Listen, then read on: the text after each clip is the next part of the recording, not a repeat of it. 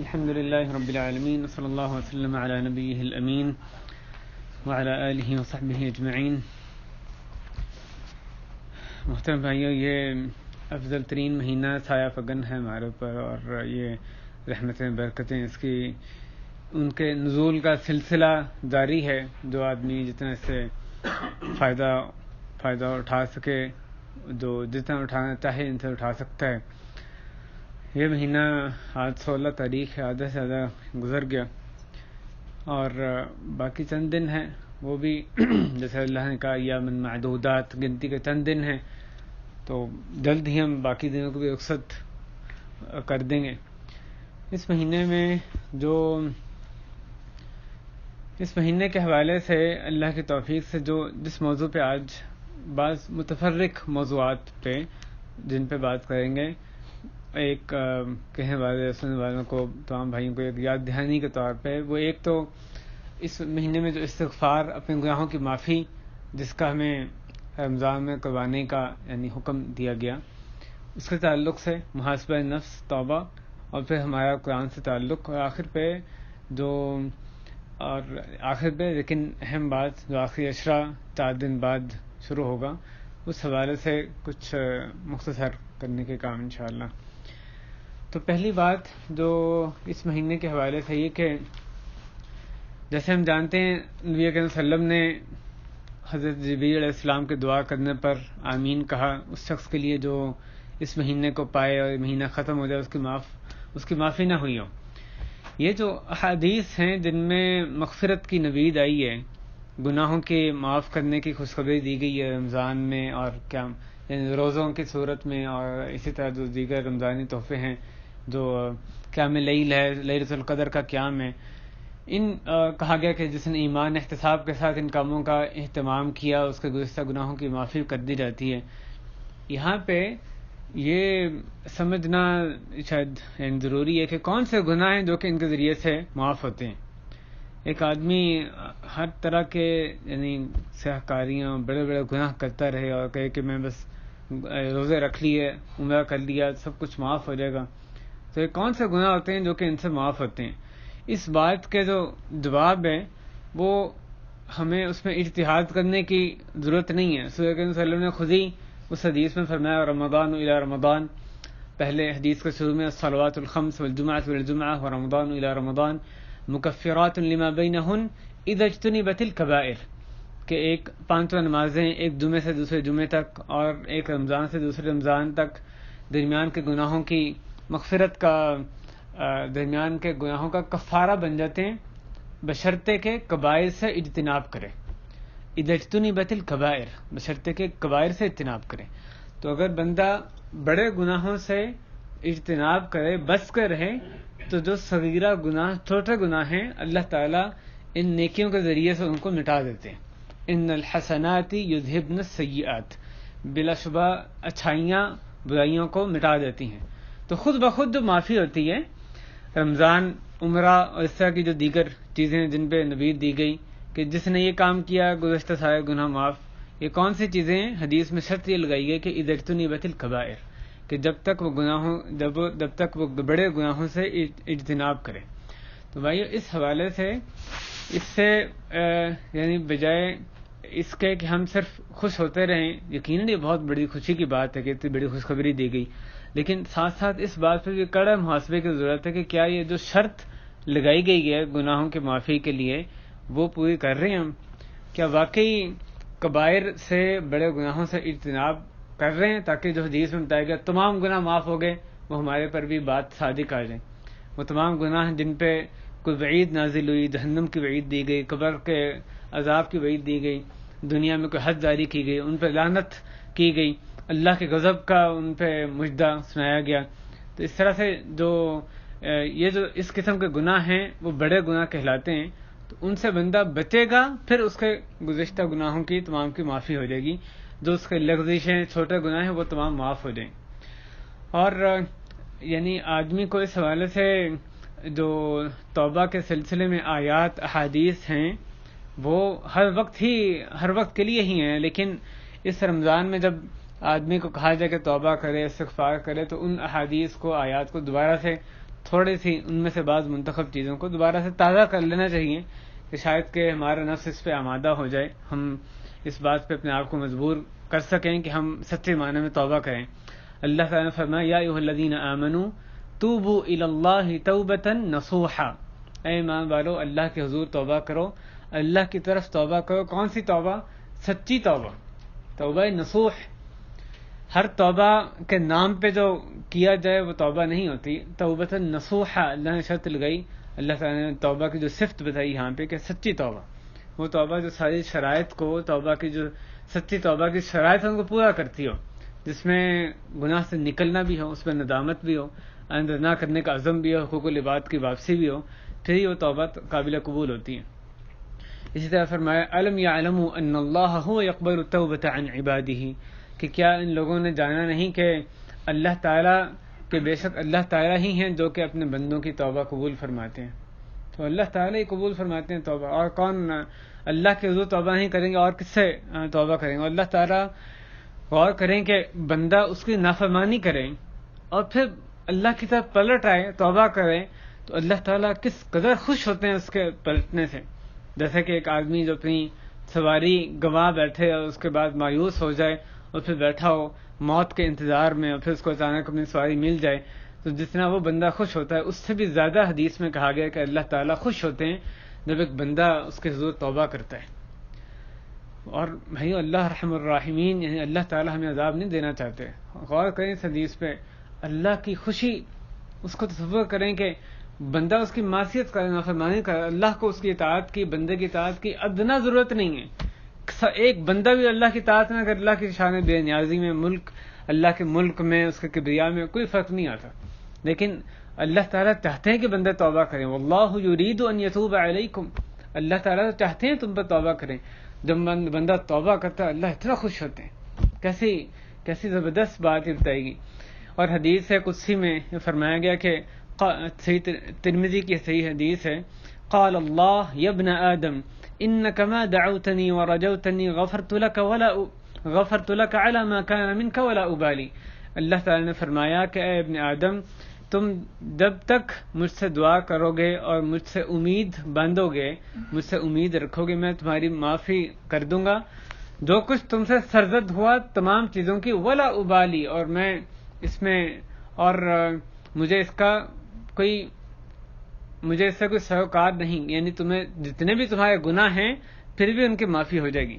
کہ زیادہ گناہ ہیں تو اب ان کو معاف کرنے پر میں معاف نہیں کروں گا، یہ بات نہیں، جو بھی گناہ ہیں ان کو پھر اس کے باوجود میں سیاہکاریوں کی کثرت کے باوجود سب کو معاف کر دوں گا۔ آگے فرمایا یا ابن آدم لو بلغت ذنوبک عنان السماء ثم استغفرتنی غفرت لک ولا ابالی، اے ابن آدم اگر تمہارے گناہ آسمان تک بھی پہنچ گئے اور پھر تم نے مجھ سے استغفار کیا تو میں تمام گناہوں کو معاف کر دوں گا، اور ولا ابالی، یعنی تمہارے گناہوں کی کثرت اس بات سے نہ روکے کہ تم اللہ کے حضور توبہ کرتے ہوئے مایوسی کا شکار ہو جاؤ کہ اب تو میں نے اتنے گناہ کر لیے۔ اللہ فرماتے ہیں آسمان تک پہنچ گئے، جتنے بھی گناہ کر لیے استغفار کرو، سچے معنی پلٹ آؤ، سب کے سب معاف کر دوں گا۔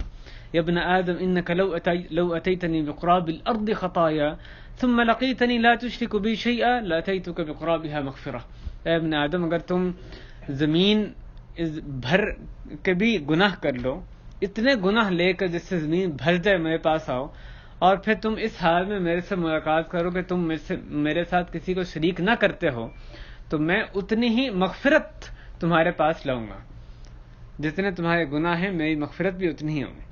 تو بھائی اللہ تعالیٰ غفور الرحیم ہے، اللہ تعالیٰ چاہتے ہیں کہ ہم ہماری معافی کو کر دیں، ہم ان کے ساتھ پلٹ آئیں۔ ضرورت اس بات کی کہ بندہ اللہ کی طرف توجہ کرے، توبہ کرے، تبھی اللہ تعالیٰ اس کی طرف اس کی توبہ قبول فرماتے ہیں۔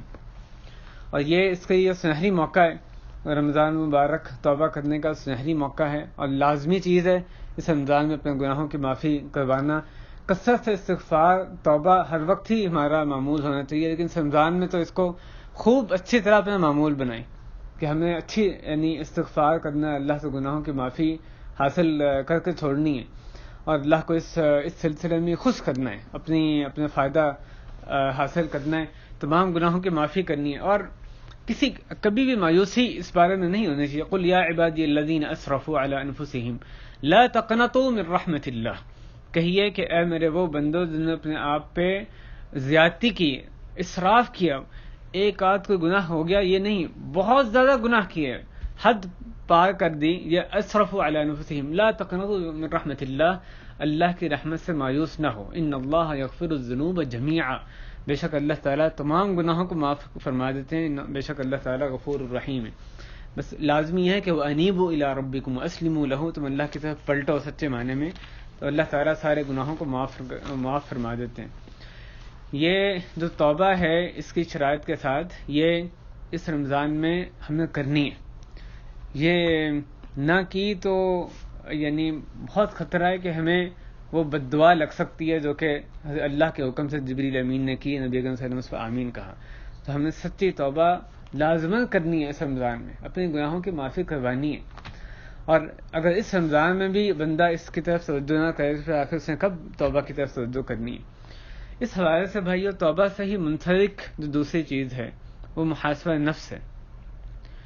بسا اوقات آدمی یہ سوچتا ہے کہ میں توبہ کروں, میں اب اللہ کے حضور اپنے تمام گناہوں پہ نادم ہوں, لیکن جب اپنے آپ کو ٹٹولتا ہے یا اپنے آپ پر ایک سرسری نظر ڈالتا ہے تو اس کو اپنا نفس ویسے ہی پاک صاف نظر آتا ہے. کچھ چیزیں نظر نہیں آتی کہ میں نے ایسا کون سا جرم کر لیا, ایسا کون سا بھیانک عمل کر لیا کہ میں اللہ کے حضور توبہ کروں, گڑ گڑاؤں اور اتنی مرتبہ استغفار کروں. یہ کیوں ہوتا ہے؟ یہ دل کی سختی کی ایک علامت ہے کہ آدمی گناہوں میں اوپر سے نیچے تک لدا ہوا ہو لیکن اس کو اپنے گناہ نظر ہی نہ آئے. جس قدر بندہ اللہ سے قریب ہوتا ہے اس قدر اس کو زیادہ اپنے گناہ نظر آتے ہیں, اس قدر اس کو اپنے گناہوں کا احساس زیادہ ہوتا ہے, اس پر ندامت زیادہ ہوتی ہے. ایک چھوٹا سا گناہ بھی ہو جائے تو اس پر اس کو اللہ کا خوف بہت زیادہ ہوتا ہے اگر اللہ کے وہ قریب ہے. جس قدر بندہ اللہ سے دور ہوتا ہے, آخرت سے غافل ہوتا ہے اور اللہ کی طرف سے بے توجہی اس کی زندگی میں آتی ہے, بے دینی ہوتی ہے اس کی زندگی میں, اس قدر اس کو اپنے گناہ نظر نہیں آتے. اس کو اپنے گناہوں سے اس قدر ہی بے خوف و خطر وہ اپنے آپ کو محسوس کرتا ہے. بڑے بڑے گناہ بھی کرتا ہے پھر بھی اپنے آپ کی طرف دیکھتا ہے تو اس کو کی بات نظر نہیں آتی ہے کس بات میں, کس چیز میں اللہ کے حضور توبہ کروں. تو اس بات کو صحیح کرنے کے لیے تاکہ ہمیں اپنے آپ کے جو گناہ ہیں نظر آنے لگ جائیں, ایک چیز جس کا ہمیں حکم دیا گیا شریعت میں محاسبہ نفس ہے کہ ہم اپنا محاسبہ کریں.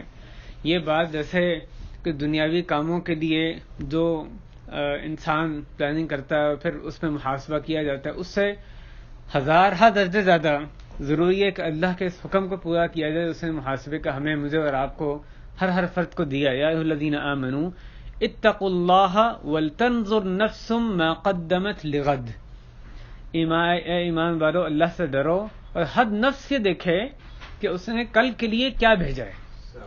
اس آیت میں صریح طور پہ جیسے مفسرین نے فرمایا محاسبے کا حکم دیا گیا.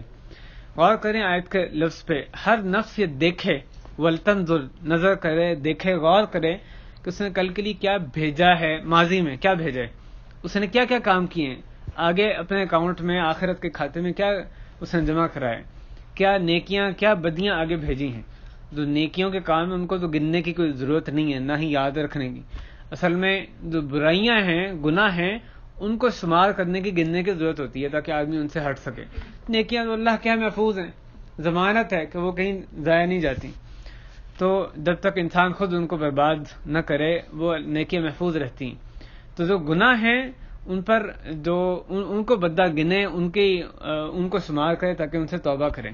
اس آیت میں اللہ تعالیٰ نے ہمیں محاسبہ نفس کا حکم دیا. آگے فرمایا واتقوا اللہ ان اللہ خبیر بما تعملون, اور اللہ سے ڈرو, بے شک اللہ تعالیٰ خوب جانتے ہیں جو کچھ تم کر رہے ہو. اسی حوالے سے حضرت عمر ابن خطاب رضی اللہ تعالی عنہ, انہوں نے بھی ہمیں محاسبے کی تاکید کرتے ہوئے فرمایا. یہ حدیث ترمذی میں موجود ہے. یہ جو ان کا قول ہے یہ امام ترمذی نے اس کو روایت کیا کہ وہ فرماتے ہیں حاسبوا انفسکم قبل ان تحاسبوا, کہ تم اپنے آپ کا محاسبہ کرو اس سے پہلے کہ تمہارا محاسبہ کیا جائے. وزنوها قبل ان توزنوا, اور تم اس کا خود وزن کرو, اپنے آپ کا وزن کرو اس سے پہلے کہ اس کا وزن تمہارا وزن کیا جائے. اپنا وزن کرو. کیسے؟ قیامت کے دن وزن کیا جائے گا. فمن ثقلت، کہ جو آدمی اچھے کام والا ہوگا اس کا وزن بھاری ہوگا، اور جو آدمی برے کام کرتا ہوگا جو اس کا وزن ہلکا ہوگا. جیسے رسول نے فرمایا کہ ایک آدمی جو کہ موٹا تازہ، یأتی الرجل السمین الشحیح، کہ ایک آدمی جو بہت صحت مند و موٹا تازہ دنیا میں ہوگا، اللہ کے ہاں جب اس کا وزن جو ہوگا تو وہ ایک مچھر کے پر کے برابر بھی نہیں ہوگا. تو آدمی کا وزن اس کے نیک اعمال سے بنتا ہے. جس قدر نیک اعمال کرے گا اس قدر اس کا وزن زیادہ ہوگا. برے اعمال کرے گا اللہ کے ہاں اس کی قدر و منزلت وزن گھٹتا جائے گا. تو یہ حقیقی میزان ہے جو قیامت کے دن قائم کیا جائے گا، اس پہ بندوں کو تولا جائے گا. اور دوسری روایت میں ہے عمر کے الفاظ ہے کہ وزنوا اعمالکم قبل ان توزن لکم قبل ان توزن علیکم، کہ اپنے اعمال کا وزن کرو اس سے پہلے کہ ان اعمال کا تمہارے لیے وزن کیا جائے. یہاں پہ تم اپنے اعمال کا وزن تول لو، کیا کھاتے میں تم نے کیا آگے بھیجا ہے، کیا عمل کیے ہیں، کیا کرتوت کیے ہیں، کیا نیک بد عمل کیے ہیں، اس سے پہلے کہ قیامت کے دن وہاں پہ وزن کیا جائے، جبکہ کوئی گنجائش نہ ہوگی پلٹنے کی.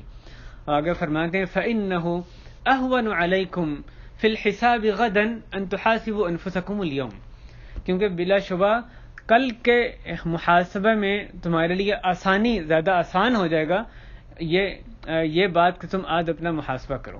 کل کا محاسبہ، کل کا حساب تم پر آسان ہو جائے گا کہ آج یہ کس بات سے، کہ یہ اس بات سے کہ تم آج اپنا محاسبہ کرو. وَتَزَيَّنُوا لِلْعَرْضِ الْأَكْبَرِ، آخر میں فرماتے ہیں کہ عرض اکبر جو اللہ کے سامنے پیش ہونا ہے، سب سے بڑی جو پیش ہونا قیامت کے دن ہوگا، اس کے لیے تیاری کر لو، اس کے لیے زینت، یعنی اپنے آپ کو مزین کرو. یومئذ تعرضون لا تخفی منکم خافیہ، جس دن تم پیش کیے جاؤ گے اور کوئی بھی چھپی ہوئی بات چھپی نہ رہے گی. اس کو یہ حضرت عمر کا جو قول ہے اس میں آپ غور کریں. عمر فاروق رضی اللہ تعالیٰ عنہ، جیسے اللہ نے فرمایا کہ ہر نفس دیکھے اس نے کل کے لیے کیا بھیجا ہے، اسی کی وضاحت، اس کی صراحت کے ساتھ ہمیں تلقین کر رہے ہیں کہ تم اپنا محاسبہ کرو. تو بھائیو، یہ کتنی مرتبہ ہوتا ہے کہ اپنے آپ میں خلوت میں ہم کچھ لمحات بیٹھیں اور غور کریں کہ ہم نے کیا کیا کام کیے، کس ڈگر پہ ہم زندگی گزار رہے ہیں، کس طرح کی اللہ کے حضور اعمال پیش کر رہے ہیں. اپنا کڑے طریقے سے ایسا محاسبہ کریں جیسا کہ ایک جو تاجر ہے وہ اپنے، ایک بخیل تاجر اپنے جو شریک کا، اپنے پارٹنر کا محاسبہ کرتا ہے کہ کہیں کوئی اس کا ایک پیسہ بھی اس کے حصے میں نہ چلا جائے.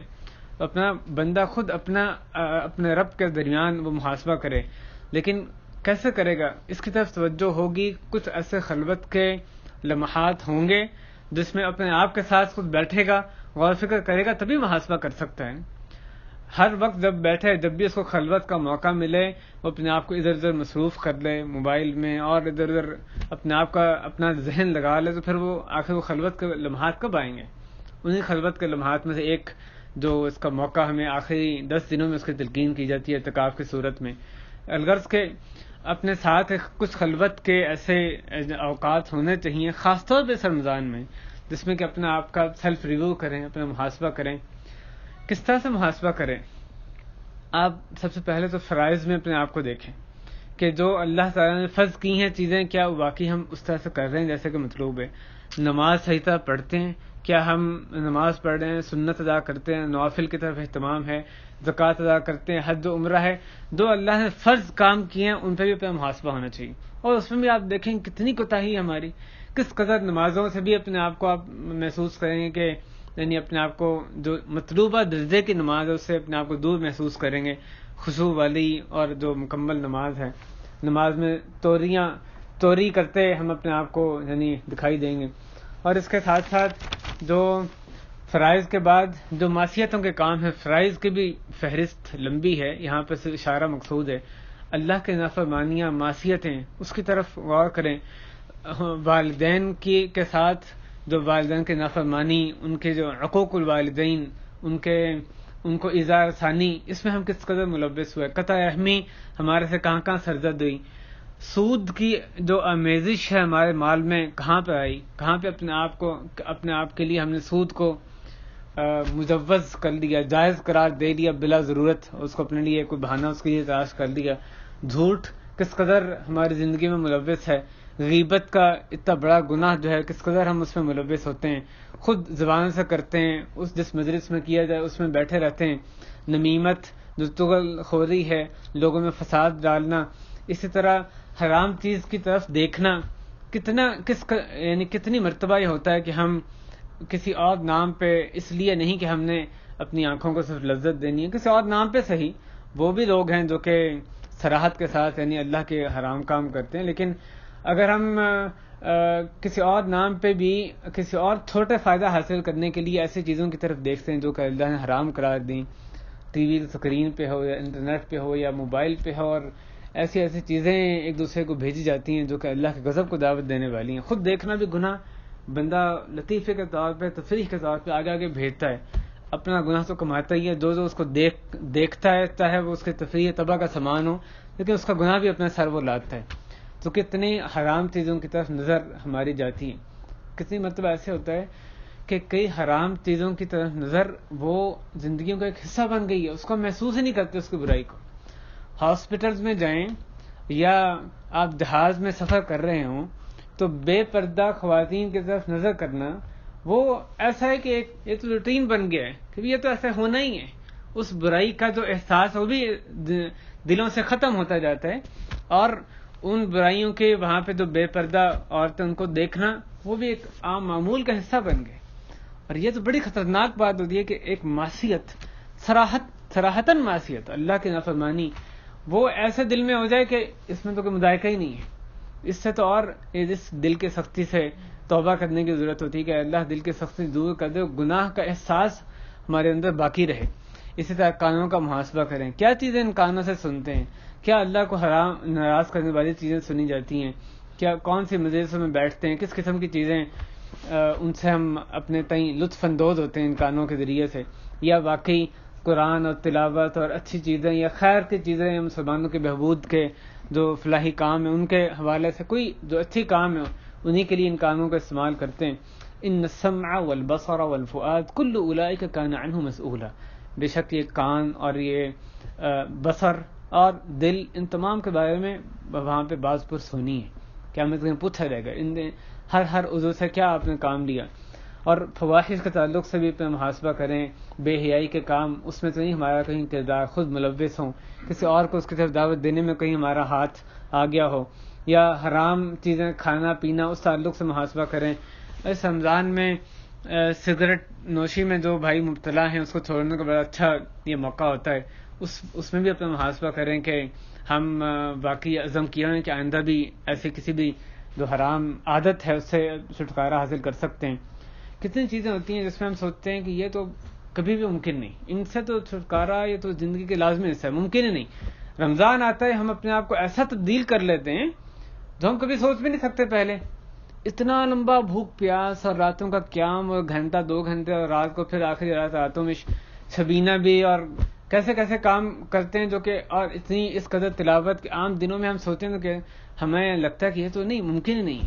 ہمیں نظر آتا ہے رمضان میں کہ ہماری کیپیسٹی اس سے بہت زیادہ ہوتی ہے جو کہ اپنے لیے ہم نے ایک لمٹ عام دنوں میں مقرر کر لی ہوتی ہے کہ نہیں اس سے آگے اللہ کی راہ میں بڑھ ہی نہیں سکتے. رمضان میں جاتا نہیں، ہمارے ساتھ بہت آگے تھی، اصل میں بہت برائی کے جو عادتیں ہیں بری عادتوں کو چھوڑ سکتے تھے، لیکن اپنے تئیں ہم نے سمجھ رکھا کہ یہ تو ان کو چھوڑنا بس کی بات ہی نہیں. تو ایسی بات نہیں ہے بھائیو، چھوڑا جا سکتا ہے، برائی کی عادتوں کو چھوڑا جا سکتا ہے، اچھائی کو اپنایا جا سکتا ہے، اور ایک رمضان اس کی بڑی دلیل ہے. تو جو کبائر صغائر جو بھی ہیں ان سے، ان کے تعلق سے چھوٹے گناہوں بڑے گناہوں اپنا محاسبہ کریں اور اس سے نکلنے کی کوشش کریں. فوری طور پہ جو بھی آپ کو برائی نظر آتی ہے یہ نہ سوچیں گے یہ تو ہمارے بس کی بات نہیں، اس سے فوری طور پہ عہد کریں کہ آئندہ میں یہ کام نہیں کرنا، توبہ کریں، اور آئندہ نہ کرنے کا ساتھ ہی عزم کریں. اپنے دل کو ٹولیں، اللہ سے خوف کتنا ہے، اللہ سے امید کتنی ہے، توکل کتنا ہے. تو یہ جو دل کے کرنے کے کام ہے اس میں بھی اپنے محاسبے کی ضرورت ہے. اللہ سے غفلت کس قدر ہے اور اللہ کی اطاعت کی طرف کس قدر ہماری توجہ ہے، یہ تو ایک محاسبہ ہے جو کہ واجب چیزیں، حرام چیزیں، ان کا محاسبہ یقیناً یہ پہلے درجے میں ضروری ہے. اور اس کے آگے ایک اور درجہ ہے محاسبے کا، وہ مستحبات، مکروہات، ان کے تعلق سے محاسبہ ہے. یعنی آدمی حرام کام تو نہیں کر رہا لیکن نیکی کے جو موقع ہیں ان کو ضائع کر رہے ہیں. اس وقت اس کے پاس کوئی اور کام کرنے کے لیے نہیں ہے, وہ ویسے ہی بیٹھا ہے یا ادھر ادھر اپنے آپ کو اس نے مصروف کر لیا, نیکی کا موقع ہے اس کو اس نے ضائع کر دیا. اس میں بھی اپنے محاسبے کی ضرورت ہے کہ نیکی کما سکتا تھا, نہیں کمائی. برائی مکروہ چیز ہے, اس کو چھوڑ دیتا تو ثواب حاصل کر لیتا, کیوں نہیں چھوڑا؟ تو جو مستحبات ہیں, مکروہات ہیں, ان کے تعلق سے بھی اپنے محاسبے کی ضرورت ہے. جو بندہ ان میں محاسبہ کرتا ہے, اپنی لائن, بارڈر لائن مستحب کو بنا لیتا ہے, اس وجہ سے مکروہ کو بنا لیتا ہے, وہ پھر امید ہے کہ فرائض کا تو ضرور ہی اہتمام کرے گا اور حرام چیزوں سے بہت ہی دور رہنے والا ہوگا. تو صرف حرام نہیں, مکروہ چیزوں کے تعلق سے محاسبہ کریں, صرف فرض نہیں, مستحبات کے تعلق سے بھی اپنا محاسبہ کریں. جو اللہ نے ہمارے ذمے چیزیں عائد کی ان میں تمام ان ذمہ داریوں کے حوالے سے محاسبہ کریں. ہماری زبان, کان, اپنی ٹانگیں, ہر چیز کا محاسبہ کریں اور اپنے آپ کو ٹٹولیں کہ ہم کس ان سارے اعضاء سے کیا کام لیتے ہیں, کتنے پانی میں کھڑے ہیں, اور کون کون سے معصیت کے کام کر رہے ہیں, کون سے خیر کے کام ہیں جن کی طرف ان کو نہیں لے کے جا رہے ہیں. یہ بھائیو محاسبہ کریں گے, اپنی کرتوتیں نظر آئیں گی, اللہ کے حضور توبہ کریں گے. نہیں تو اپنے آپ کو کوئی برائیاں نظر ہی نہ آئے تو بندہ کیسے اللہ کے حضور توبہ کرے گا بھی؟ تو وہ کہے گا گناہ تو پتہ نہیں میں نے کون سا کیا ہے, اللہ کوئی گناہ کیا ہے تو معاف فرما دے. نہیں, اپنا کوئی گناہ اس کو نظر ہی نہ آئے, یہ کیسی دل کی سختی کی علامت ہے. تو یہ صحابہ کرام کس قدر وہ اللہ کے حضور روتے تھے, گڑ گڑاتے تھے, کتنے اپنے آپ کو گناہ گار سمجھتے تھے, اپنے آپ کے میں نفاق سے ڈرا کرتے تھے. کیسے وہ صحابہ جن کو جنت کو بشارت دے دی گئی, ان کے رخساروں پر بھی اللہ کی خشیت سے جو آنسو بہتے تھے, اس کے دائمی اثرات ان کے چہروں پہ نظر آتے تھے. اور اپنے آپ کو دیکھیں کیسے لاؤبالی پن بعض اوقات ہم اپنے آپ میں دیکھنے میں نظر آتا ہے. اللہ ماشاء اللہ, یہ ایک غور و فکر کی ایک دعوت ہے کہ کہاں ان پاک باز ہستیاں, کہاں ہماری زندگیاں, اور پھر دیکھیں کہاں ان کا جو اہتمام اللہ کے حضور توبہ, اور کہاں ہمارا جو لاؤبالی پن اور ہماری بے خوفی, بے فکری اس تعلق سے. تو آپ کو نظر آئے گا کس قدر یعنی محاسبے کی شدید ضرورت ہے. کتنا اللہ سے یعنی ہمارے جو ایک غفلت ہے اور وہ جو مطلوبہ درجہ ہے صحابہ کرام کا جو نقشہ قدم پہ چلنے کے لیے کہا گیا, کس قدر ہم اس سے دور ہیں. بہرحال بھائیو, یہ محاسبہ نفس, رمضان اس کا موقع ہے, تبدیلی کا مہینہ ہے. جو تبدیلی بندہ سوچتا رہتا تھا, متردد تھا کہ یہ نیک کام ہے, لیکن دیکھتا ہوں کروں گا. برائی جس سے سوچتا رہتا ہے سارا سال, برائی کا کام ہے, مجھے پتہ ہے غلط کام ہے, لیکن ہاں رک جاؤں گا, جلدی توبہ کر لوں گا. اب اس مہینے میں نہیں کرنا, پھر کب کرنا ہے؟ یا باغی الخیر اقبل یا باغی الشر اقصر.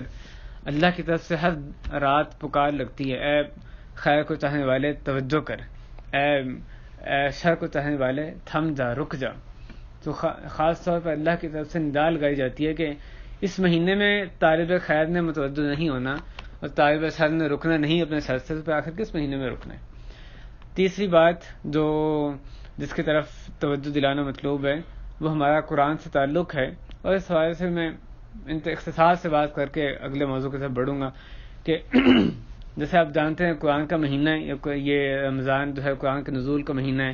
حضرت جبریل صلی اللہ علیہ وسلم سے دور کیا کرتے تھے اس میں, اور قرآن صحابہ کرام اس میں صلی اللہ علیہ وسلم خود کیسا لمبا قیام کرتے تھے, خاص طور پہ آخری عشرے میں اور زیادہ اس میں محنت کرتے تھے. اور صحابہ کرام کتنی محنت کرتے تھے, یعنی عام دنوں میں اگر 7 دن میں ختم کرتے تو اس مہینے میں 3 دن میں, اور بعض اوقات اس سے بھی زیادہ, اس سے بھی جلدی قرآن ختم کرتے ہوئے نظر آتے ہیں. اور ختم کرنا, اس کو سمجھ کر پڑھنا, اس پہ غور و فکر کرنا, یعنی اس کی طرف جو توجہ ہے, کتنی تعلیم اولاد کو ہم نے دلائی ہے اپنی, کہاں تک ان کو پڑھاتے ہیں, کس طرح سے ان کو انکریج کرتے ہیں کہ وہ ایکسیلنس یعنی اس کے لیول پہ ہوں اپنی ہر جو دنیاوی میدان ہے اس میں. اور دوسری طرف ان کو سارا سال دنیاوی تعلیم میں گزر جاتے ہیں, ایک مرتبہ بھی قرآن کا ترجمہ بھی مختصر تفسیر کے ساتھ نہیں پڑھ پاتے ہیں, قرآن کے جو احکامات ہیں ان سے وہ یعنی ناواقف رہتے ہیں. تو اب غور کریں یعنی ہماری زندگی میں قرآن کی کتنی اہمیت ہے, قرآن کو ہم کتنے آگے پڑھ جاتے ہیں ہم لوگ, اور یہ یقیناً منع نہیں ہے, یہ مطلوب کام ہے, لیکن آدمی صرف دنیا کا ہو کے رہتا ہے تعلیم کے میدان میں بھی, یہ بھی تو صحیح نہیں ہے.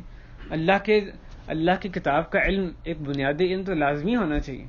قرآن کو ہم کتنی مرتبہ پڑھتے ہیں, اس کی تلاوت میں کتنا وقت صرف کرتے ہیں, کتنی مرتبہ اس کو لے کے بیٹھتے ہیں, ہر چیز سے کٹ آف کر کے کہ واقعی ہمیں قرآن کی تلاوت کرنی ہے. اس وقت مشغلہ صرف اللہ سے لا لگانا ہے, اللہ کے ساتھ اکیلے میں صرف قرآن کی تلاوت کرنے کے ہی بیٹھے. اور پھر ایک ختم مثلا آپ جیسے علماء کہتے ہیں ایک ختم رمضان میں آپ تلاوت کا علیحدہ سے رکھ سکتے ہیں, 1 2 3 4 10 ختم جتنی استطاعت ہے. یعنی کہ ایک بندہ ایک ختم کر لیا تو بہت قرآن پڑھ لیا. وہ صحابہ کرام تابعین ان سے تو جو کچھ مروی ہے وہ تو شاید یعنی ایسے باتیں لگتی ہیں, بعض دفعہ کی کہاوتیں لگتی ہیں, لیکن اگر وہ صحیح سند کے ساتھ باعتماد ائمہ نے اس کا ذکر نہ کیا ہوتا تو ہم کہتے ہیں شاید یہ کہاوتیں ہیں کہ وہ ایک یعنی 3 دن اور اس سے بھی کم میں قرآن ختم کرتے. اور یہ نہیں کہ کسی کی ڈیوٹی لگی, اپنے اندر سے ان کی اتنی طلب ہوتی تھی کہ وہ بڑے شوق رغبت کے ساتھ اتنی تلاوت کیا کرتے تھے. تو تلاوت میں کتنا وقت صرف کرتے ہیں, کتنی مرتبہ لے کے اس کو بیٹھتے ہیں کہ تھوڑی سی آیات کا ترجمہ بھی سمجھ لیں, اس کی تفسیر سمجھ لیں, اس کو پہ تدبر کریں, اپنی زندگیوں کو اس کے روشنی میں ٹٹولنے کی کوشش کریں. تو اس حوالے سے بڑا گہرا جائزہ لینے کی ضرورت ہے. قرآن سے تعلق اپنا مضبوط کریں. اس رمضان میں خاص طور پہ اس کی طرف توجہ کریں. اپنا کچھ نہ کچھ ٹارگٹ فکس کریں کہ بھی میں نے باقی دنوں میں آخری عشرے میں اور اس سے پہلے بھی جو دن ہیں اس میں کوئی 1 ختم کرنا ہے, 2 ختم کرنے ہیں, اور مناسب رفتار کے ساتھ جتنی اللہ نے آپ کو طاقت دی ہے. اور کسی آدمی کی یعنی پڑھنے میں اس کو مشکل ہے, وہ کچھ کم مقدار میں کرے گا, دوبانی سے پڑھ لیتا ہے تھوڑا زیادہ مقدار میں کرے گا, لیکن قرآن کا حق ادا کرتے ہوئے جس قدر اس کو پڑھا جا سکتا ہے اس قدر اس کی کوشش کریں.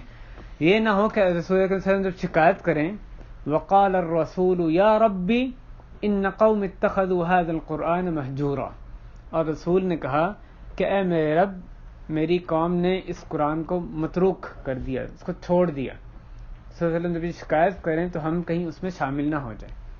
جو آدمی قرآن کو پڑھنا چھوڑ دے یا اس کو سمجھنا چھوڑ دے یا اس پہ غور و فکر کرنا چھوڑ دے, تدبر کرنا چھوڑ دے, یا اس پہ عمل کرنا چھوڑ دے, یا اس سے شفا حاصل کرنا چھوڑ دے, یا اس کی طرف دوسروں کو دعوت دینا چھوڑ دے, تو جس قدر بندہ ان حقوق میں سے جس قدر کوتاہی کرے گا وہ اس کے اندر شامل ہو سکتا ہے. صلی اللہ علیہ وسلم جو شکایت اللہ کے حضور پیش کریں گے تو کہیں ہم اس شکایت میں نہ آ جائیں, ہم واقعی اس قرآن کے حقوق پورے کرنے والے ہوں. خیرکم من تعلم القرآن وعلمہ, تم میں سے بہترین وہ ہے جو کہ قرآن کو پڑھے اور پڑھائے. تو اس بہترین لوگوں میں ہم شامل ہونے کی کوشش کریں. آخری بات بھائیوں, اور یقیناً ہر موضوع ایسا ہے جس پہ یعنی غور و فکر کی ضرورت ہے.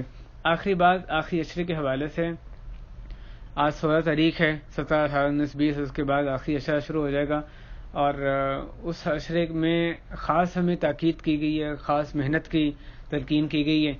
حضرت عائشہ رضی اللہ عنہا فرماتی ہیں یہ احادیث میں اور آپ ہم میں سے ہر کوئی جانتا ہے, ہم نے بارہا سنی ہے, لیکن اس موقع پہ اس کی یاد دہانی لازمی ہے, شاید کہ دوبارہ سے ہمارے اندر عمل کا جذبہ بیدار ہو جائے. حضرت عائشہ فرماتی ہیں کہ رسول اکرم صلی اللہ علیہ وسلم جب آخری عشاء داخل ہوتا تو آپ کیا کرتے تھے, احیا لیلہ وایقظ اہلہ وجد وشد المئزر, کہ آپ رات کو بیدار ہوتے, رات کو بیداری میں گزارتے, یعنی سو کر نہیں گزارتے تھے. کوئی بھی رات آپ سو کر نہیں گزارا کرتے تھے, ہمیشہ ہی تہجد پڑھتے تھے. لیکن رمضان میں اور زیادہ محنت, آخری عشرے میں تو آپ یا بالکل ہی سوتے نہیں تھے یا تقریباً نہیں سوتے تھے, تو آپ تقریباً پوری رات بیدار رہ کر اللہ کی عبادت کے لیے گزارا کرتے تھے. احیا لیلہ, احیا رات کا احیا مراد صرف جاگے رہنا نہیں ہے, مراد اصل میں اللہ کی عبادت کرنا ہے. کس طرح سے رات کا احیا ہو, اللہ کی عبادت میں لمبا قیام اور تسبیح تحمید تکبیر تحلیل مختلف ذکر کی صورتیں بتائی گئی ہیں, استغفار کثرت سے دعائیں کرنا, تلاوت قرآن, یہ رات کو بیدار رہنے کا مقصد اصل میں یہ ہے. تو رات کو بیدار رہتے وَأَيْقَظَ أَهْلَهُ, اپنے گھر والوں کو بھی بیدار کرتے تھے. جیسے دوسری حدیث میں زینب بنت ابی سلمہ رضی اللہ عنہما فرماتی ہیں کہ کوئی آپ کے گھر والوں میں سے ایسا شخص نہ ہوتا جو کہ قیام کی طاقت رکھتا ہو سوائے کہ اس کو صلی اللہ علیہ وسلم قیام کرواتے تھے. تو آپ یقین دہانی کرتے کہ گھر والوں میں سے ہر وہ بندہ جو قیام کی طاقت رکھتا ہے وہ قیام کرے. صرف آپ نے اکیلے قیام نہیں کرنا بلکہ تمام گھر والوں کو بھی اس میں شریک کرنا ہے, قیام کروانا ہے. تو ایقظ اہلہ, اپنے گھر والوں کو بھی جگاتے تھے, اور اپنے وہ بچے بھی جو کہ یعنی اتنے بڑے ہیں کہ وہ قیام کی طاقت رکھتے ہیں ان کو بھی آپ ترغیب دیں کہ وہ اس میں قیام کریں اور اللہ کے حضور کھڑے ہوں. بعض اوقات بچے کم سن ہونے کی وجہ سے یعنی تراویح بھی ہوتی ہے, قیام لیل شبینہ ہوتا ہے, اس میں تھک جاتے ہیں. تو ان کو یہ نہ کہیں کہ پیچھے جا کے بیٹھ جائیں, اس سے بہتر یہ ہے کہ ان کو تلقین کریں کہ بیٹھ کر پڑھ لیں.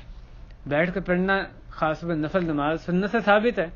تو بچہ کھڑا رہے، جب تھک گیا وہ کہتا ٹانگیں دکھتی ہیں، تو بجائے کہ وہ بیٹھ جائے یعنی نماز چھوڑ دے، اس کی بجائے وہ بیٹھ کے پڑھ لے. پھر وہ محسوس کرے، اس کو یہ ترغیب دی جائے کہ جب تم محسوس کرو کہ اب بہتر ہو گیا ہے تم پھر کھڑے ہو کے پڑھ سکتے ہو، پھر کھڑے ہو کے پڑھو. تو ڈیپینڈ کرتا ہے بچہ کس عمر میں کتنی اس میں صلاحیت ہے، لیکن اس کے حساب سے اس کی عمر کے حساب سے اس کو خوب ترغیب دیں کہ وہ قیام لیل میں حصہ لے، دعا میں اور تلاوت قرآن میں اس کا بھی دل لگے. اور اسی طرح خواتین کو بھی، وہ خواتین بھی جو کہ نماز نہیں پڑھ سکتی، عذر سے ہیں، تو وہ بھی ان راتوں میں غفلت نہ اختیار کریں. ٹھیک ہے وہ نماز نہیں پڑھ سکتی، باقی جو چیزیں ہیں تلاوت قرآن ہے، دعا ہے، استغفار ہے، وہ تو وہ کر سکتی ہیں. تو جو کام کر سکتی ہیں وہ تو لازماً کرنے کی کوشش کریں. وَأَيْقَظَ أَهْلَهُ وَجَدَّ وَشِدَّ الْمِئْزَرِ، آخری جو لفظ آپ نے فرمایا کہ حضرت عائشہ نے کہ اپنی کمر محنت کرتے ہوئے اپنی کمر کس لیتے تھے. ان راتوں میں جو سب سے اہم چیز مانگنے کی ہے، جیسے حضرت عائشہ عنہا کی حدیث ہے کہ میں نے نبی اکرم صلی اللہ علیہ وسلم سے پوچھا یا رسول اللہ ارأیت ان وافقت لیلۃ القدر ما اقول، یا رسول اللہ مجھے بتائیے کہ اگر میں لیلۃ القدر کی موافقت میں نے کر لی، لیلۃ القدر کو پا لیا، اور دوسری روایت میں الفاظ ہیں کہ اگر مجھے معلوم ہو گیا کہ یہ شب قدر ہے، کون سی رات شب قدر ہے، تو میں اس میں کیا کہوں؟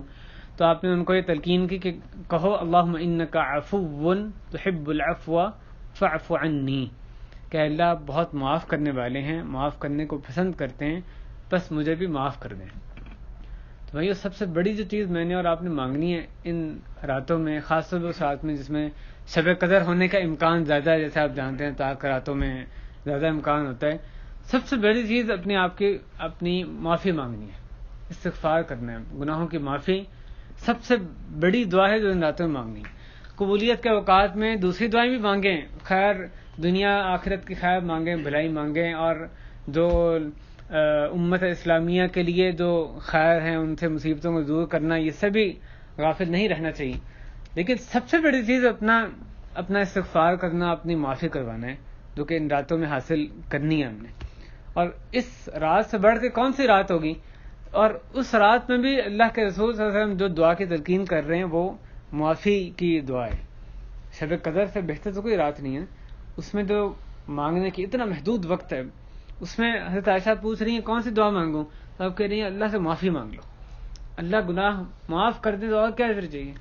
اللہم انک عفو تحب العفو فاعف عنی. جیسے ذکر کیا گیا استغفار معافی یہ صرف زبان سے نہیں ہونی چاہیے، زبان سے تو لازماً ہونی چاہیے، لیکن اس کے ساتھ ساتھ دل بھی اس کا ساتھ دے اور آدمی توبہ کی شرائط کو پورا کرتے ہوئے یہ معافی مانگے تو اللہ تعالیٰ اس کی معافی کو قبول فرمائیں گے.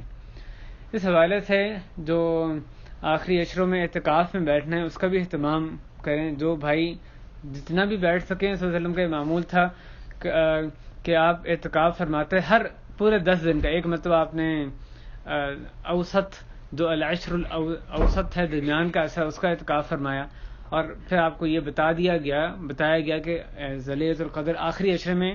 تو آپ نے صحابہ کو تلقین کی کہ جو آدمی میرے ساتھ بیٹھنا چاہے وہ بیٹھا رہے، وہ آخری عشرے میں بیٹھا رہے، کیونکہ مجھے بتایا گیا کہ آخری عشرے میں لیلۃ القدر ہے. اس مفہوم کے الحدیث آپ نے ارشاد فرمائی. اور پھر آخری عشرہ، اس کے بعد آپ ہر آخری عشرے میں شروع سے آخر تک اعتکاف فرمایا کرتے تھے. یعنی جب سے 21ویں رات شروع ہوتی ہے اس وقت سے وہ جب تک عید کا چاند نظر نہیں آیا تھا آپ ساری رات اعتکاف میں گزارتے تھے. رات نہیں، یعنی سارے جو 10 دن ہیں، 10 دن اور راتیں وہ اعتکاف میں گزارا کرتے تھے، اللہ کے ساتھ خلوت میں گزارا کرتے تھے. تو بھائی اس سنت سے بعض جگہوں میں تو بڑی غفلت نظر آتی ہے. ہمیں اپنے آپ کو دیکھیں تو بہت مشکل کام نظر آتا ہے. اعتکاف میں بیٹھے ہم کیسے اپنے آپ کو ہر چیز سے الگ تھلگ کر کے ادھر ادھر سے جو چاہے سوشل میڈیا ہے، دوسرے تیسرے طریقے، ہر ایک سے کٹ آف ہو کے صرف اللہ کے ساتھ ایک اپنے تنہائی میں لمحات گزارنے ہیں، کس طرح سے کام کریں. تو یہ جو مشکل لگتا ہے پھر بھی اپنے آپ کو آپ مجبور کریں، اپنے آپ کو فورس کریں کہ یہ کام کرنے کا ہے، اور پھر اللہ تعالیٰ آسان بنا دیتے ہیں. مشکل کیوں لگتا ہے؟ جو دل ہمارے دنیا کے ساتھ وہ اٹیچ ہو گئے ہیں، دنیا میں مگن ہو گئے ہیں، اور دنیا کی جو چیزیں رنگ رنگیلیاں اس میں کیسے ہم اتنے پڑ گئے ہیں کہ وہ تھوڑی دیر کے چھوڑنا بھی 10 دن ہو سکے بہت سی بات ہے، ورنہ ایک دن بھی کوئی بندہ بیٹھ سکے، ایک رات بھی بیٹھ سکے اعتکاف میں بیٹھے، وہ بھی مشکل لگتا ہے. تھوڑی دیر کے لیے ان آسائشوں کو چھوڑنا وہ بھی ہمیں یعنی اتنا بھاری کام لگتا ہے کہ لگتا ہے یہ ہم کیسے بیٹھ سکتے ہیں. ہم بیٹھیں گے ٹھیک ہے, تھوڑی دعا کر لی, ذکر کر لی, اسباب پڑھ لی, اب کیا کریں. تو یہ جو چیزیں مشکل لگتا ہے, اپنے آپ کو مجبور کریں تو کبھی یہ تو یقینا کرنے کا کام ہے. مشکل لگتا ہے کوئی بات نہیں, اپنے آپ کو مجبور کریں گے آسان لگنے لگے گا. آپ بیٹھیں گے اعتکاف پہ, تھوڑی دیر گزرتی ہے, بندے کے اللہ کی طرف سے وہ اس کا سینہ کھل جاتا ہے, اس کو آگے آگے جو کام ہے وہ آسان ہو جاتا ہے. وَالَّذِينَ جَاهَدُوا فِينَا لَنَهْدِيَنَّهُمْ سُبُلَنَا, جو ہماری راہ میں جدوجہد کرتے ہیں ہم ان کی اپنی راہوں کو کھول دیتے ہیں. تو جو جس مسجد میں جو بندہ جتنے دن میں اعتکاف میں بیٹھ سکے اس کا خاص اہتمام کرے. اگر آپ یہ کر سکتے ہیں کم از کم کہ تراویح پہ جائیں, اعتکاف کی نیت کر لیں کہ جب شبینہ ہوگا, شبینہ یہ نام ہے جو کہ عرف عام میں ہے, ورنہ حدیث میں تو قیام لیل کا نام ہی آیا ہے. آپ اس کو تراویح کا نام دیں, تراویح کا حصہ ایک حصہ دو کر لیں, یا ایک کو تراویح شبینہ کر لیں. الغرض کے جو بھی رات کے دوسرے پہر میں جو آخری پہر میں نماز ہوتی ہے, اب جو شبینہ ہے اس وقت آپ نیت کریں کہ اس وقت تک میں اعتکاف میں بیٹھتا ہوں, وہ پڑھ کے آپ نکلیں تو یہ بڑی اچھی چیز ہے. پہلی نماز پڑھیں تراویح کے, اس وقت وہیں پہ بیٹھے رہیں, نکلے نہیں, قرآن پڑھیں, دعا کریں, تلاوت کریں, حتیٰ کہ شبینہ ہو جائے, اس کے بعد آپ وہ پڑھ کے باہر آئیں. تو یہ اتنا بھی اعتکاف میں بیٹھ کے ضرور بیٹھیں. تو جو اعتکاف میں جتنا بیٹھ سکتا ہے لازماً آپ اس قدر اعتکاف میں بیٹھیں, سنت کا اہتمام کریں. اور آپ دیکھیں گے کس قدر اس کا فائدہ ہے. یہ فائدہ یعنی صلی اللہ علیہ وسلم کا جو باقاعدگی ہے بیٹھنے کی, اس سے آپ کو محسوس ہوتا ہے کہ کتنا عظیم کام ہے. صلی اللہ علیہ وسلم کتنی باقاعدگی سے بیٹھتے تھے, آپ کے اور کوئی کام نہیں تھا. صلی اللہ علیہ وسلم کی کتنی بھاری ذمہ داری تھی امت کی رہنمائی کی, لوگوں کو اللہ کی طرف بلانے کی. سب کو چھوڑ چھاڑ کے اعتکاف میں آپ بیٹھتے اور اللہ کے ساتھ صرف وقت یعنی خلوت میں دو اوقات گزارا کرتے تھے. تو اس کی اہمیت آپ اس سے صلی اللہ علیہ وسلم کے جو اس کام پہ تواتر ہے, تسلسل ہے, اس سے آپ اندازہ لگا سکتے ہیں. بعض اوقات عمرے کی شدید حرص نظر آتی ہے, اور وہ اچھی چیز ہے یقیناً. عمرۃ فی رمضان تعدل حج, حدیث میں حج کے برابر ہے. لیکن آپ کو بتاتے کہ وہی بندہ فراغت کے باوجود اس کے پاس وقت بھی ہے, لیکن اعتکاف اس کو عمرے سے کہیں بھاری لگتا ہے. اور کبھی زندگی میں ایک مرتبہ اعتکاف میں نہیں بیٹھا ہوتا. کیا کبھی کوئی کہیں سے فرصت نہیں مل سکتی, چھٹی نہیں مل سکتی, اعتکاف میں بیٹھے, لیکن عمرہ ہر سال کرتا نظر آتا ہے. تو وہ اصل میں بات یہ نہیں ہوتی, عمرہ یقیناً خیر ہی کے کر رہا ہے, لیکن وہ کام اس کو اتنا بھاری لگتا ہے اس وجہ سے اس کو نہیں کر پاتا. تو یہ جو نیکی کے کام بھاری لگتے ہیں, اس میں اپنے آپ کو مجبور کرنے کی ضرورت ہے تاکہ وہ پھر ہمارے لیے وہ آسان ہو جائیں. سورہ قدر پہ ہم اختتام کرتے ہیں, جو اللہ تعالیٰ نے آخری عشرے میں جو سب سے خاص رات رکھی ہے. صلی اللہ علیہ وسلم اس کی خوشخبری رمضان شروع ہونے پہ دیا کرتے تھے کہ رمضان کا مہینہ آ گیا, یہ ایک مبارک مہینہ ہے, اس میں جنت کے دروازے کھولے جاتے ہیں, جہنم کے بند کیے جاتے ہیں, اور جو سرکش شیاطین ان کو پابند سلاسل کر دیا جاتا ہے, جکڑ دیا جاتا ہے. اور ساتھ ہی فرماتے کہ اس میں ایک رات ایسی ہے جو کہ 1000 مہینوں سے بہتر ہے. من حرم خیرها فقد حرم, کہ جو اس کی خیر سے محروم رہا وہ واقعی محروم رہا. تو جو اس رات کی شب قدر کی خیر سے محروم رہا وہ بہت ہی بڑا محروم ہے. اس سے بڑی محرومی کیا ہوگی کہ ایک رات میں 1000 مہینوں سے زیادہ کی عبادت کا ثواب مل جائے, اور فرشتے اس میں پہ در پہ نازل ہوں, سلامتی کی رات ہو, اور پھر بندہ اس میں سویا رہے, غافل رہے اس میں, یا عید کی تیاری میں صرف کر دے, ادھر ادھر مشغلوں میں اس کو لگا دے, مصروفیات میں ضائع کر دے. وہ کام ضائع ہی کرنا ہوگا. یعنی اس کو کم اہم کام پہ, چاہے وہ ویسے اہم بھی ہو, لیکن اس رات میں کرنے کا وہ کام نہیں ہے, آپ اس رات کو ضائع کر رہے ہیں, تو اس کو ضائع کر دیا جائے. اس سے بڑی محرومی, یہ تو یقیناً ایک بڑی محرومی ہے. من حرم خیرها فقد حرم. دوسری حدیث میں الفاظ ہیں کہ لا یحرم خیر, کہ اس کے خیر سے صرف محروم شخص ہی محروم رہتا ہے, جو واقعی محروم شخص ہے وہی اس کے خیر کو نہیں پاتا ہے. اس صورت میں اللہ تعالیٰ نے فرمایا بسم اللہ الرحمن الرحیم انا انزلناہ فی لیلۃ القدر, کہ سلمان بیٹا تلاوت کرے گا اس کے بعد. اعوذ باللہ من الشیطان الرجیم, بسم اللہ الرحمن الرحیم, انا انزلناہ فی لیلۃ القدر وما ادراک ما لیلۃ القدر, لیلۃ القدر خیر من الف شہر, تنزل الملائکۃ والروح فیہا بإذن ربہم من کل امر, سلام ہی حتی مطلع الفجر.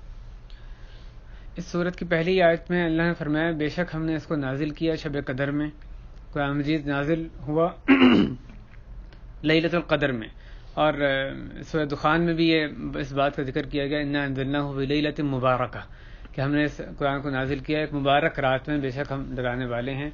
اور اس صورت میں آگے فرمایا گیا وما ادراک ما لیلۃ القدر، اور آپ کو کیا علم کہ لیلۃ القدر کیا ہے. کس کو خطاب ہے؟ نبی کریم صلی اللہ علیہ وسلم کو خطاب کیا جا رہا ہے کہ اے نبی صلی اللہ علیہ وسلم، آپ کو بھی اس بات کا مکمل احاطہ نہیں ہے کہ اس رات کی صحیح معنی میں شان و عظمت کیا ہے. تو اس آپ کو کیا معلوم کہ اس رات کی شان و عظمت کیا ہے. لیلۃ القدر خیر من الف شہر، لیلۃ القدر وہ ہے جو کہ 1000 مہینوں سے بہتر ہے. اس آیت کے بھی دو مفہوم، دو تفسیریں کی گئیں. ایک تفسیر یہ کہ 1000 مہینے مراد ہیں کہ بھی 1000 مہینوں سے بہتر ہے، یعنی ایک آدمی 1000 مہینے عبادت کرتا رہے، دوسری طرف ایک رات میں عبادت کرے تو 1000 مہینوں سے زیادہ کا ثواب اس کو ایک رات میں عبادت کرنے سے ملے گا. دوسری اس کا معنی اس میں یہ بھی بعض مفسرین نے نقطہ بیان کیا کہ 1000 سب سے بڑا عدد تھا جو کہ عرب میں معروف تھا. اس سے بڑا کوئی مثلا ملین بلین اس قسم کا کوئی جو عدد ہے، تعداد ہے، وہ ان کے ہاں معروف نہیں تھے.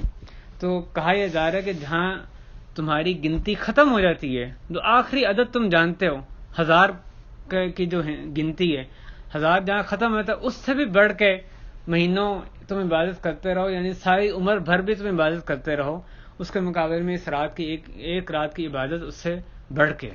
خیر من الف شہر تنزل الملائکۃ والروح فیہا، اس میں فرشتے اور روح جبریل امین علیہ السلام وہ پے در پہ اترتے ہیں، کثرت سے اترتے ہیں اپنے رب کی طرف سے، اپنے رب کی اجازت سے ہر حکم لے کے. تو اس رات میں فرشتے کتنے ہوتے ہیں اس بارے میں دوسری حدیث میں، ایک حدیث میں نبی صلی اللہ علیہ وسلم فرماتے ہیں کہ اکثر من عدد الحصى، کہ زمین میں فرشتے لیلۃ القدر میں کنکریوں کی تعداد سے بھی زیادہ ہوتے ہیں. کنکریاں کتنی ہیں اللہ عالم، کتنی کنکریاں زمین پر، اس سے زیادہ فرشتوں کی تعداد ہوتی ہے لیلۃ القدر میں. اور باقی فرشتے تو آتے ہی ہیں، جبریل امین فرشتوں کے جو سردار ہیں خود بذات خود تشریف لاتے ہیں، اس رات میں زمین پر اترتے ہیں. اللہ نے کیسی رات ہمیں دی ہے، کیسی زبردست عالی شان رات ہمیں عطا فرمائی. تنزل الملائکۃ والروح فیہا بإذن ربہم من کل امر، اور اسی من کل امر اسی بارے میں سورہ دخان میں فیہا یفرق کل امر حکیم، اس رات میں فیصلہ کیا جاتا ہے ہر حکمت سے بھرپور کام کا. تو اس رات میں تقدیر جو ہے وہ لکھی جاتی ہے، لوح محفوظ سے فرشتوں کے سپرد کی جاتی ہے. آئندہ ایک سال میں جو فیصلے ہیں وہ ان کا آئندہ ایک سال کا کے فیصلے وہ کیے جاتے ہیں.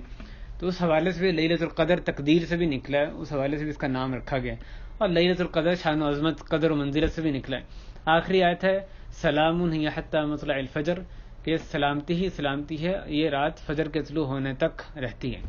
تو یہ رات سلامتی ہے، جیسے حدیث میں آیا کہ اس میں شہاب ثاقب نہیں ہوتے، ستارے نہیں پھینکے جاتے، تو آپ کو شہاب ثاقب اس رات میں نظر نہیں آئیں گے. اور یہ فجر کے طلوع ہونے تک، یعنی مغرب سے لے کے فجر تک یہ رات جاری رہتی ہے. اس کی برکتیں پوری رات میں جاری رہتی ہیں. اس رات کی کئی نشانیاں بھی بتائی گئی ہیں کہ اچھا موسم ہوگا، معتدل موسم ہوگا، اور نہ گرم نہ ٹھنڈ. اور ایک جو سب سے واضح نشانی بتائی گئی کہ اگلا دن جب سورج طلوع ہوگا تو اس کی شعاع نہیں ہوگی.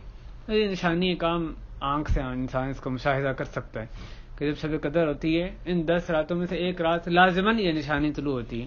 اگلے دن جو سورج ہوتا ہے وہ اس میں اس کی شعاع نہیں ہوتی. شروع میں جب سورج طلوع ہوتا ہے، شروع کے کچھ منٹ، کچھ جو وقت ہے وہ آپ کو ایک گول ٹکیا کے صورت میں نظر آتا ہے، جس کو بہت آرام سے دیکھا جا سکتا ہے. اس دن کا سورج دوسرے دنوں کے سورج میں بڑے آرام سے فرق کیا جا سکتا ہے، لیکن اس وقت شب قدر گزر چکی ہوتی ہے. اور بھائیو نشانیاں پتہ لگیں نہ لگیں، ایک آدمی کو نہیں پتا شب قدر کون سی ہے، اس نے ہر رات ہی محنت کی، شب قدر کو پا لیا، تو وہ اس رات کی برکات سے مستفید ہو جائے گا. اس کو نہیں پتا شب قدر سے کوئی فرق نہیں پڑتا ہے. تو سب سے یعنی گارنٹیڈ چیز تبھی ہوگی کہ اب پورا ایسا محنت کریں تو پھر شب قدر کہیں نہیں جاتی. نشانیاں تو برحق ہیں، لیکن ان کے اندازے میں، ان کی اپلیکیشن میں کہ آج رات ہی شب قدر ہے، اس میں غلطی لگ سکتی ہے، انسان کی ججمنٹ غلط ہو سکتی ہے. تو میری ججمنٹ یعنی بجائے اس پہ رہنے کے ہم اس کی تلاش میں وقت گزار دیں گے آج ہے کہ نہیں ہے شب قدر. ہم ہر رات میں ہی خاص طور پہ 5 راتوں میں محنت کریں تو ہم شب قدر کو لازماً پا لیں گے. اور تھوڑی ٹانگیں میری آپ کی اگر تھک بھی گئیں، تھوڑا درد بھی ہونے لگ گیا، تو کیا مسئلہ ہو گیا اس میں؟ صلی اللہ علیہ وسلم اتنا لمبا عام دنوں میں قیام کریں کہ پاؤں میں ورم آ جائے، اور ہم کہیں کہ نہیں جیسے درد شروع ہوئی ہم جا کے بیٹھ جائیں کہ اب تو بہت ہو گیا، ہم نے تو جیسے حق ادا کر دیا. تو کیا مسئلہ ہے بھائی؟ ان ٹانگوں کو اللہ کی راہ میں تھکانے میں اتنی کیا بات ہوگی؟ تھوڑی اور محنت کرنی پڑ جائے، قرآن کو پڑھنا مشکل لگے، اس کے باوجود زبردستی پڑھ رہے ہیں، تو اتنی کیا بات ہے اس میں؟ یعنی اللہ نے اتنی زبردست رات نازل کی، اور اس رات کے علاوہ باقی 9 راتیں بھی سال کی افضل ترین راتیں ہیں. کیا وہ اس لائق نہیں کہ اپنے آپ کو تھوڑا تھکا لیں، اس میں زیادہ محنت کریں، اپنے آپ کو کھپا دیں ان راتوں کو، صرف ان راتوں کے اچھا استعمال کرنے میں؟ اللہ تعالی ہمیں توفیق دے کہ اچھے کام خوب سے خوب کر سکیں اس رمضان مبارک میں، زیادہ سے زیادہ نیکیاں سمیٹ سکیں، جو اجر و ثواب کے ڈھیر اللہ کی ہی توفیق سے ہم جمع کر سکیں.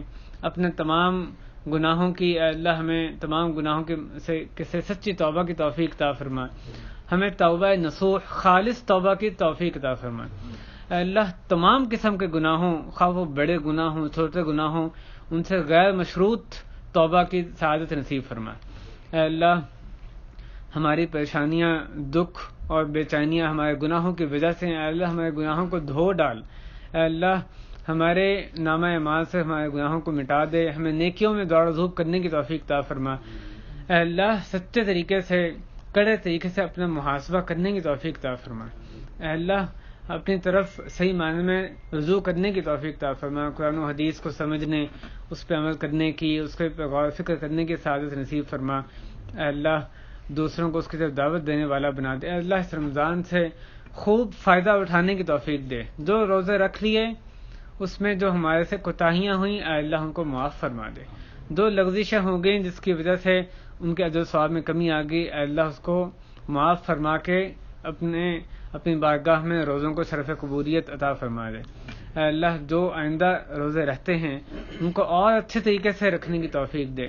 جو راتیں رہتی ہیں ان میں اور اچھے طریقے سے قیام کرنے کی توفیق عطا فرما. اے اللہ ہماری ان عبادات کو اپنے لیے خالص فرما لے. اے اللہ اپنی عبادت کرنا ہمارے لیے آسان بنا دے. اے اللہ اپنے اچھے طریقے سے عبادت کرنے میں، اپنا ذکر، اپنا شکر کرنے میں ہماری مدد فرما. اے اللہ جو ہمیں اپنی نیکی کے کام ہمیں مشکل لگتے ہیں، اللہ ان کو ہمارے لیے آسان بنا دے. اللہم انا نسألک فعل الخیرات وترک المنکرات. اے اللہ ہر خیر کے کام کو کرنے والا اور ہر منکر کام، برائی کے کام سے روکنے والا بنا دے. اے اللہ جو بھی فسق کے، جو معصیت کے، نافرمانی کے کام ہیں ان کو ہمارے لیے ناپسندیدہ مکروہ بنا دے، ان سے اجتناب کرنے کی توفیق عطا فرما. جو بھی آپ کی اطاعت، آپ کی رضا کے کام ہیں اے اللہ ان کو ہمارے لیے محبوب بنا دے، ان کی طرف لپکنے کی توفیق عطا فرما. اے اللہ ہمیں مثبت تبدیلی اپنے اندر لانے کی اس رمضان مبارک میں توفیق عطا فرما. اے اللہ ہر گناہ سے توبہ کرنے کی توفیق عطا فرما. جو نیکی کے کام ہیں ان میں بڑھ چڑھ کے حصہ لینے کی توفیق عطا فرما. اے اللہ ہمارے بیٹھنا اپنی بارگاہ میں قبول فرما، اس میں برکت نازل فرما.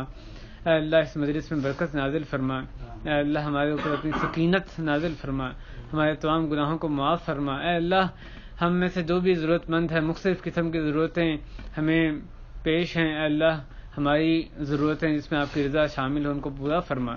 ہمیں ہر قسم کی پریشانی سے نجات عطا فرما، ہمیں دکھوں سے، بے چینیوں سے، مصیبتوں سے نجات عطا فرما. اے اللہ چین والی، توانگری والی، صرف اپنی حاجت اور مخلوقات سے بے نیازی والی زندگی عطا فرما. اے اللہ ہماری اولاد کی اصلاح فرما، ہماری اصلاح فرما. اے اللہ ہماری نسلوں کی اصلاح فرما. قرآن و حدیث کی محبت ہمیں نصیب فرما، قرآن و حدیث پہ عمل کرنے والوں کی محبت نصیب فرما. اے اللہ اپنے سچے بندوں کی محبت ہمارے دلوں میں ڈال دے. اے اللہ صحابہ کرام کی محبت ہمارے دلوں میں ڈال دے، ان کے نقش قدم پہ چلنے کی توفیق عطا فرما. اے اللہ رمضان میں خوب محنت کرنے کی توفیق دے. اے اللہ رمضان میں خاص طور پہ ہمیں ہر قسم کی سستی سے نجات عطا فرما. اے اللہ نیکی کے موقع گنوا دینے سے اے اللہ ہمیں بچا لے. اے اللہ ہماری مدد فرما، ہماری ہر نیکی کے کام پہ مدد فرما. اے اللہ اب یہاں پڑھنا پڑھانا اپنی بارگاہ میں قبول فرما لے، اور خاص طور پہ اہل خانہ کے لیے بھی دعا فرمائیں کہ ان کے لیے ان کے کاموں میں اللہ تعالیٰ آسانی پیدا فرمائیں، اور خیر و برکت کا اس گھر پہ، گھر والوں پہ نزول اللہ تعالیٰ کی طرف سے خوب نزول ہو. اللہ ہم سب کے کاموں میں آسانیاں پیدا فرما. صلی اللہ وسلم علی نبینا محمد وعلی آلہ وصحبہ اجمعین. الحمد للہ رب العالمین.